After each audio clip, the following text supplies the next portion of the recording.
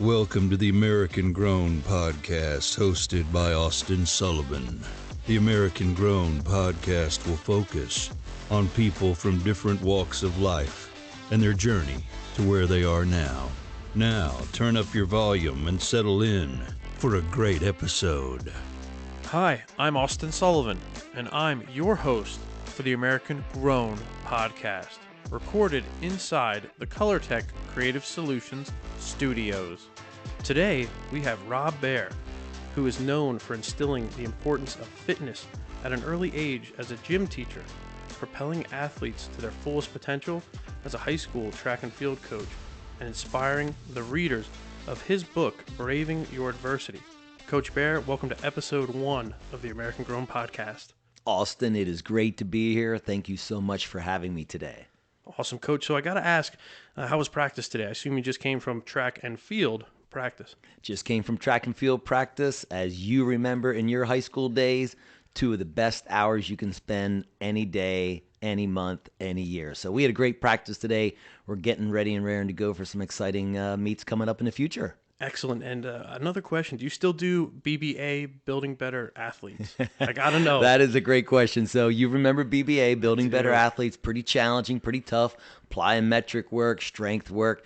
We have gotten away from that a little bit. We do a couple other things differently, but in the wintertime we still do BBA, but in the springtime we do some other things. Okay, you're not getting soft on me. I'm right? not getting good, soft. Coach, Hey, you good. remember, these are the days that champions are made. I do remember that very well.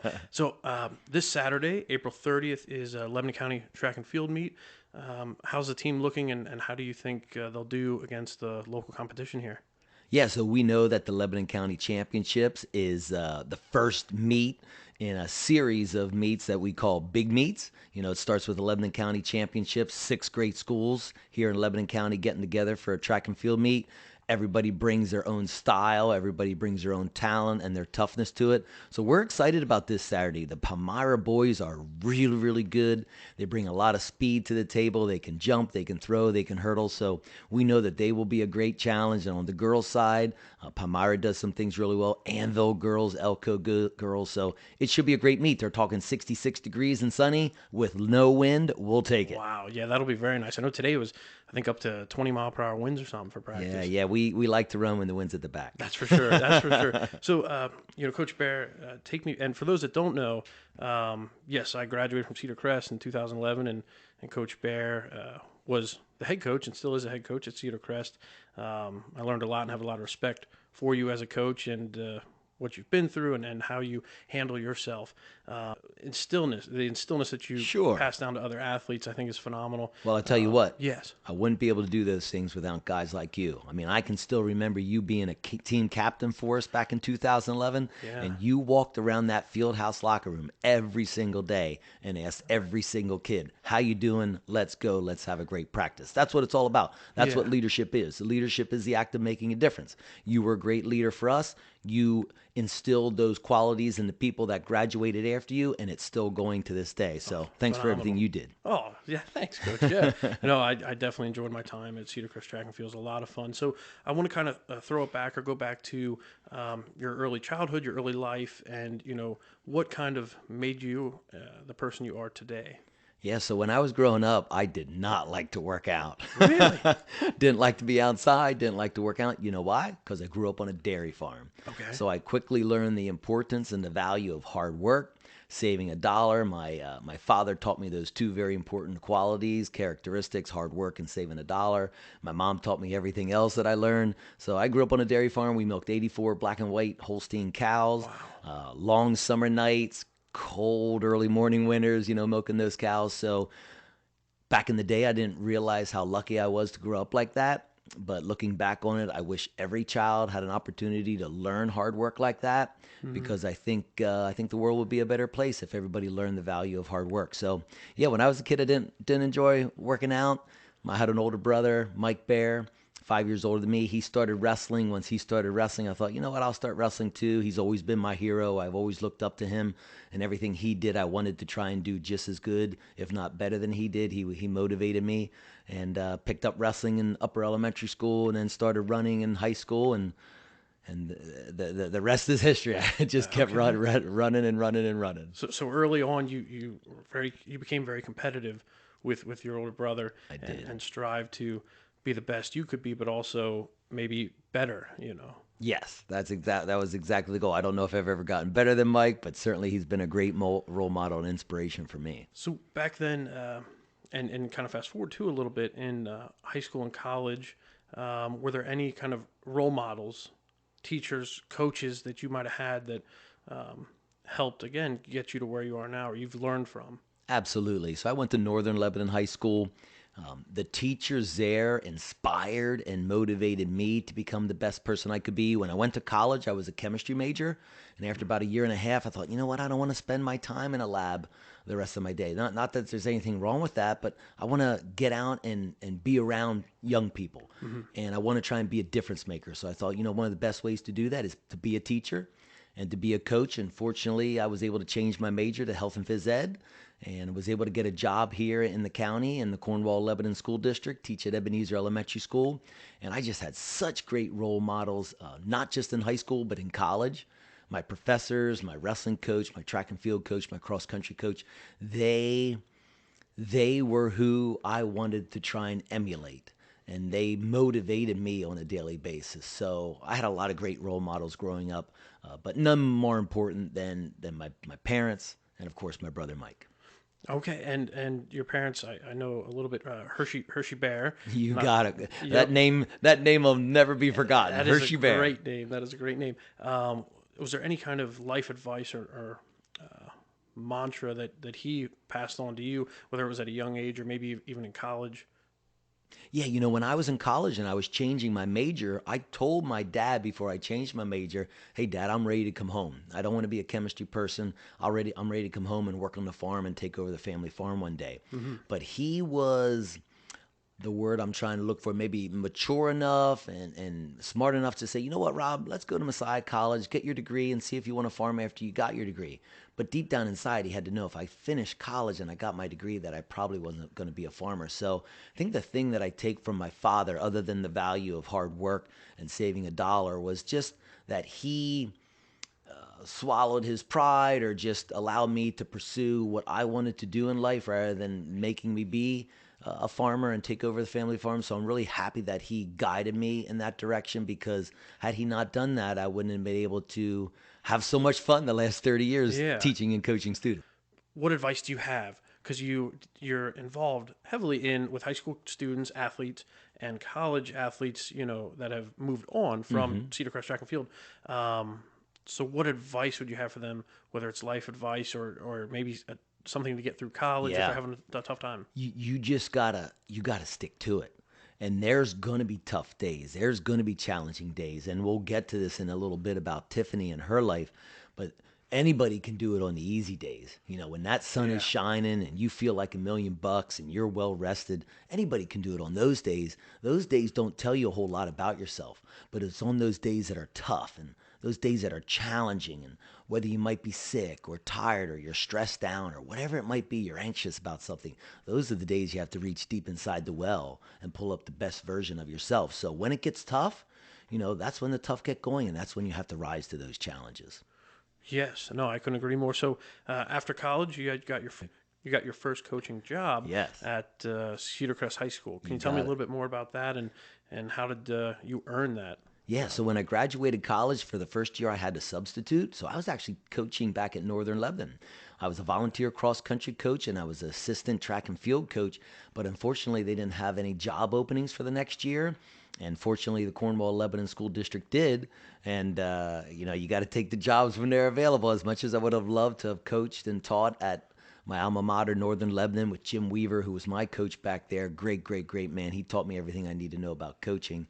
I was fortunate enough to get into the Cornwall-Lebanon School District, and the rest has been history. Yeah. And how long have you been coaching? I'm not good with math off the top of my head, but so the how many years? Fall of 91, so this is the 31st year. Wow, 31st year. Wow. I got a lot of gray hairs, Austin. So Cedar Crest got lucky. They got a great coach with you. Yeah. So I wanted to also kind of, like you said, bring up Tiff, your wife, and her 15-year battle with stage 4 cancer. I briefly remember I was in seventh grade, came out for track and field as a thrower. Yeah. And I believe she had came down to talk with us and yourself, kind of a motivational talk and, get the kids engaged and fired up and excited about the upcoming junior high track season. Because, again, it was in middle school, and I think I first met Tiff and yourself. Yeah. Yeah, so tomorrow is the day before the Lebanon County Championships, and Tiffany would always come speak to the high school team the day before the Lebanon County Championships. And she would just remind them things like never give up, don't ever give up. And if you're nervous, it's okay. That's because it means something to you. And it was just good getting another voice in there for the kids to hear and someone to see, because they could just look at her and they could tell that she was going through chemotherapy. She was battling tough times. And with the breast cancer that had eventually spread to other locations of the body, like the lung, the brain, and the liver, kids could really relate to what she was going through, the challenging and difficult times. And if she's telling them, hey, never give up, don't ever give up, it's a little bit more impactful coming from her rather than coming from me. And then she would always share the story, or I would always share the story about how we first met back in 2000, and the kids always got a kick out of that. Okay. So how did you first meet, for all our listeners out there that might not know the story? It was Cinco de Mayo, 2000, May 5th. Long day of teaching, long day of coaching, and my friends were going out to the Bluebird. Okay. It was the first night the deck was going to be open for the summer, and oh man, I had gone home and mowed the lawn then. I was tired. I didn't feel like going out. Something got me to go out that night. Met my friends there, and one of my buddies from high school walked over and said, hey, you should come over and have a drink with my fiance and her cousin Tiffany. Okay. So, yeah, okay, maybe I'll come over. No, you should really come over. Well, give me a little bit of time. So he walked away. So I kind of leaned back in my chair, and I just wanted to see what I was getting myself into. And I looked down the row, and I see this beautiful blonde. Yeah. And I have a thing for blondes. Anyways, I see this beautiful blonde. And I think, oh, man, I got no chance with a beautiful girl like that. And all my buddies at the gazebo are like, if you don't go over there soon, Rob, I'm going to go over there.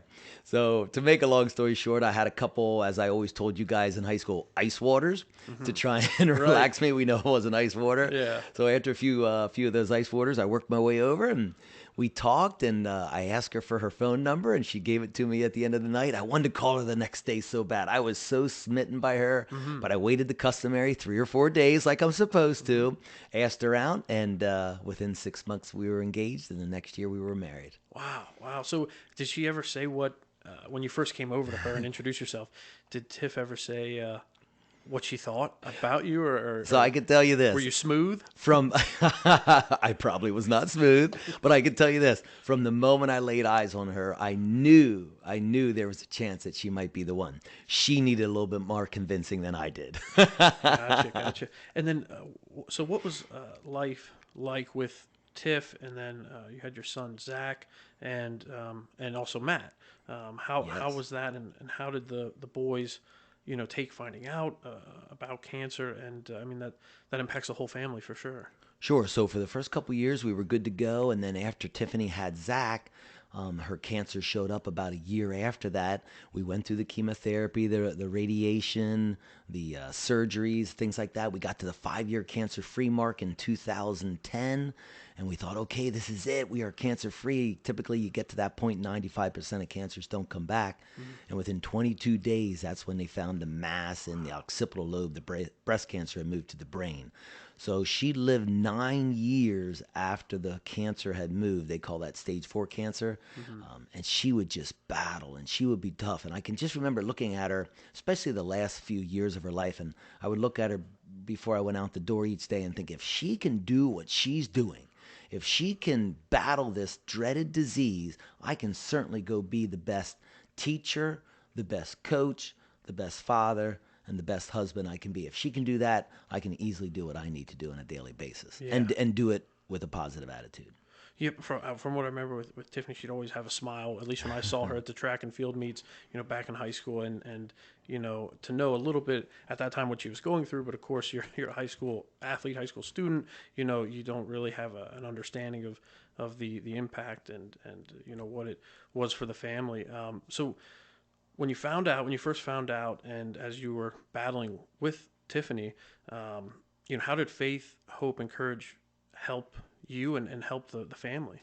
Those were her three big words. And when I wrote the book, we actually put that on the front cover.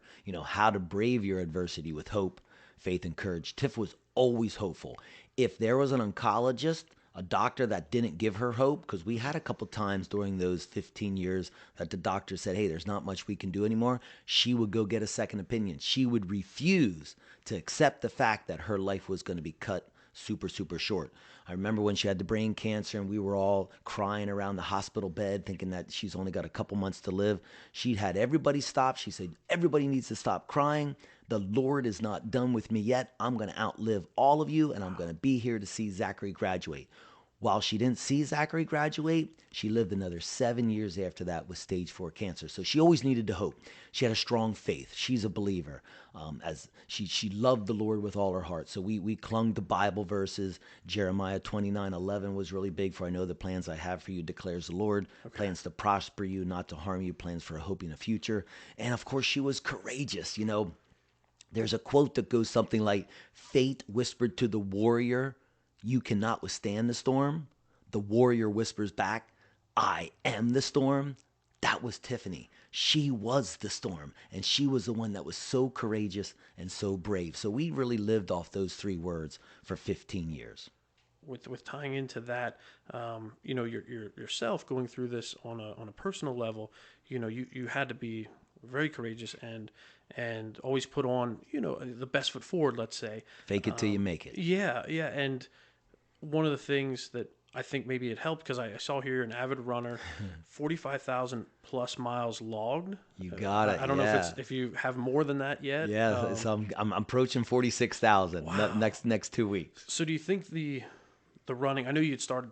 It sounds like you started that early in your Absolutely, in your 1986. 1986. Yeah. Did that become an emotional outlet for you? And when you run, did you think of things, or was it more just the peace? Yeah. So for me, I just needed exercise. Because if I didn't get that exercise, I couldn't get my emotions out. I couldn't get my anger out. I had a lot of anger for a lot of time, but I didn't want Tiffany to see that because I didn't want anything affecting her fight. So during those runs, during those bike rides, during those weightlifting sessions, that's when I got it all out. And at the end of that time, they're going, okay, now I'm going to go be the best possible caregiver I can be for Tiffany. So and I still use that to this day. It helps me get through every day because I miss her. Every day I think of her. Every day I miss her. I know she's in a better place. Right. I know she suffers no more. Mm-hmm. But at the same time, I miss her. So you mentioned being angry. Did that fueled your run? Yeah, angry at the fact that someone who was so kind, yes, so sweet, my soulmate, my partner, my best friend had to go through that. It took a long time to realize that Tiffany and I's plan wasn't the same as God's plan and his plan. So his plan was for us to spend 20 years together, and she was the best possible coach's wife or spouse anybody could ever ask for. And I hope I was at least a good enough caregiver for her to help her through her challenging and difficult times. So yeah, that's kind of how that all worked out. Well, I'd say you were a coach for sure. Thank you. I do believe that everything happens for a reason, whether we like it or not, or whether it's in our plans or not. There is a higher power for sure guiding us. As you're running and you're setting these goals, how do you personally go about setting goals, whether it's for the upcoming track season, sure, or you're running, or just life in general? I think goals is all about being consistent. I had seen something on Twitter at the change of the year on, January, and how people aren't setting goals anymore because they're not achieving them and things like that. I'm thinking that's the wrong attitude to have. You have to set goals. You have to be consistent. You have to be consistent in your desire to be great. You want to be a difference maker. You can be a difference maker in every situation in your life, whether it's being a spouse, a brother, a sister, a teacher, a coach, a coworker, a workout partner at the gym, your church, your team, whatever it might be. Set those goals, challenging yourself to be the best you can be. We continue to set goals with the high school track and field and cross country teams, and we're going to do it for the rest of my coaching career, that's for sure. So to go back to hinted at, a lot of New Year's, everyone makes their resolutions, but they don't follow through. Whether it's eating better or cutting out soda, drinking less, whatever, maybe working out more. Now, did you say cutting out soda because you know that's my vice? Well, I just found that out today for everyone listening. I didn't know Coach Bear drank soda, so that was a shock. I'm not gonna lie, but I just wonder why you think that is, and then it seems like less people now are committing to that because, like you Sure. said, they're not going to do it. But why is it? Why do you think that is? That's a good question, and I can't find that out. But if I would have to guess, I think it's important that we all find out what drives, inspires, and motivates us. And when we find it, I think it's important that we write it down. So each morning I'll read a devotional book. I've been reading the same devotional book for the last 4 years by Tony Dungy, Uncommon Daily Life Challenge. He used to be the coach of the Indianapolis Colts, obviously won a Super Bowl. And I have a note card in there. On one side, it has hashtag Team Tiff. That's what drives, inspires, and motivates me. Every day that I do that devotional and I look at hashtag Team Tiff, I remember, yes, I want to emulate the life that she lived for all those years and the battles that she fought, because I can be the best teacher, the best coach, son, brother, father, etc., etc. And then the other thing I think it's important for people to find is find a word that will keep you locked in and focused. And for me, it's passionate. It's important for me to be passionate about what I do. If I lose my passion for teaching or coaching, I don't want to be average or mediocre or so-so. Let's challenge ourselves to be the best that we can be. So find what drives, inspires, and motivates you. Write it down. Look at it every single day. And find a word that can keep you locked in and focused. And I think that'll help a lot. Understood. And when you say hashtag Team Tiff, I saw your pink bracelet. Yes. I remember getting one or having one. Is that something do you still sell those? I forget what the Yeah, so we still give those to kids on the team. Okay. In fact, I just ordered 200 more today because we ran out. Yeah. And this is this will be the last team that ever heard Tiffany give a talk. I was just gonna So say. they were freshmen when she passed away. Okay. So after this, pretty much no one on the team will ever have heard her speak. No one on the team will ever have met her. But hopefully through the book and through the pink wristbands, the kids wear pink headbands in the relays, and through my talking of sharing about Tiffany, hopefully her legacy will live a lifetime. Right, and then you'll continue to spread awareness Exactly. to the future athletes as well. Exactly. Earlier on, you mentioned your motto: "Never give up, don't ever give up." I think it's so profound. What is the drive behind that? Can you go in a little bit more about that? Sure. Yeah, so 1993, Jimmy Valvano, coach of the North Carolina State basketball team, that was his motto: never give up, don't ever give up. So we adopted that, and it's stuck to this day, and it'll stick forever. And I also recently read something somewhere, always show up, never give up. Anything is possible. You are unstoppable. So that's kind of the new thing that we're sharing with the team this year. Hey, just show up, compete, do the work, never give up. And then anything is possible. You can do anything you want. All you got to do is make up your mind and you can do it. You are unstoppable. So we kind of went with that never give up theme from Jimmy Valvano when he passed away from cancer in 1993. And I think just showing up is half the battle. Yeah. Whether it's waking up early for a workout or staying maybe up a little late studying.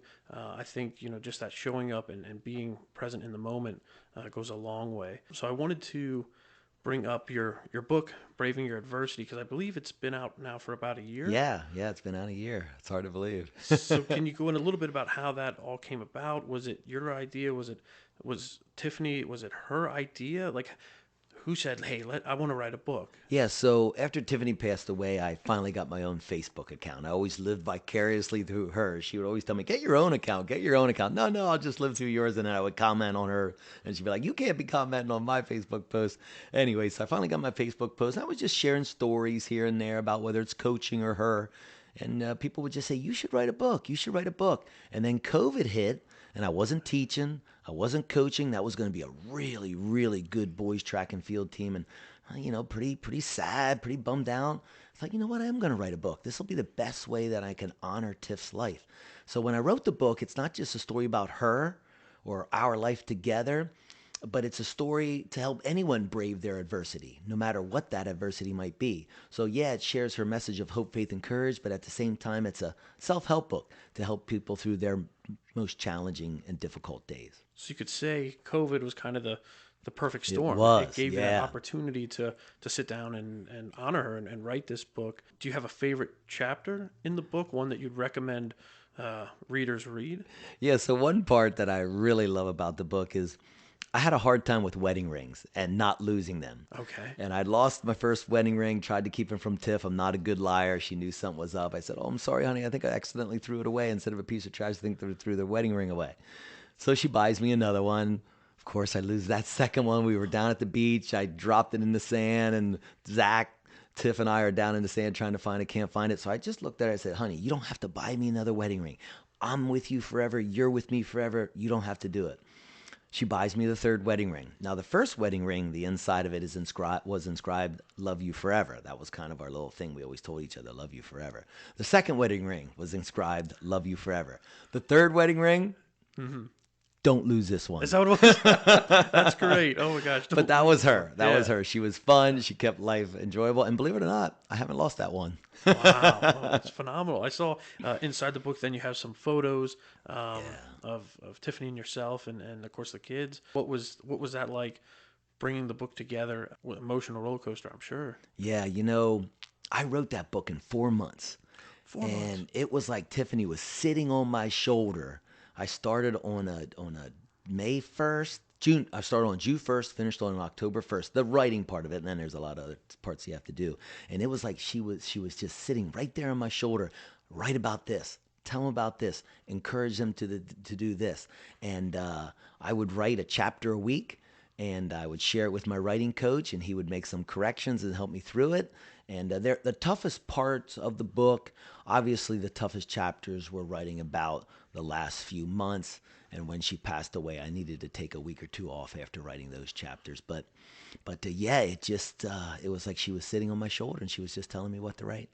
I'm sure she was watching over and helping you through the book and getting it completed. I will say you probably have one of the best headshot photos in there. I had a really good photographer. And for those of you who don't know, it was Austin. It was Sully who took that picture. Coach Bear came into our studio here on 9th Street at Colortech or Blue Cardinal Photography, and we got to take that photo.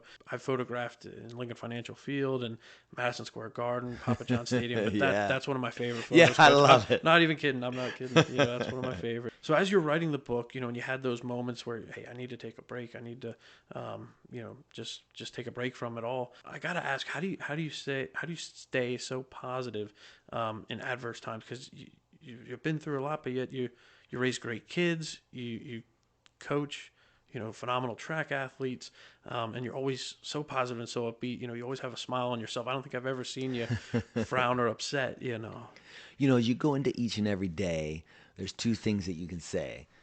I have to go or I get to go. So if you take the negative approach, I have to go to work today or I have to do this today.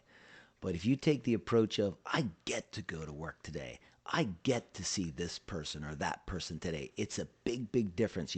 I get to teach 100 students every day. And then the next day, it's a different 100 students through the course of a 5-day week. You see 500 plus kids.